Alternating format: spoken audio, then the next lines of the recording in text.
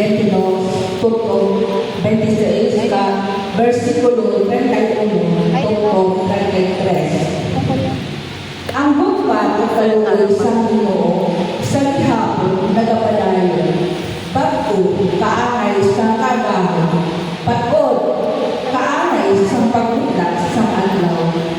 Ang Ginoo ang mautanan sa akin, kagani nagalaw ako sa iya.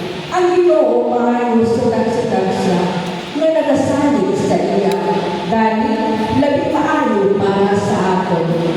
Ang Ginoo malulunod, kag hindi siya magsikuay sa akin. Sa walay katugtuban, nagapadala siya sa kasubo sa akin, pero ang yagugma sa akin patud kang malikon. Wala siya nagakalipay sa paghatag sa akin sin kasubo o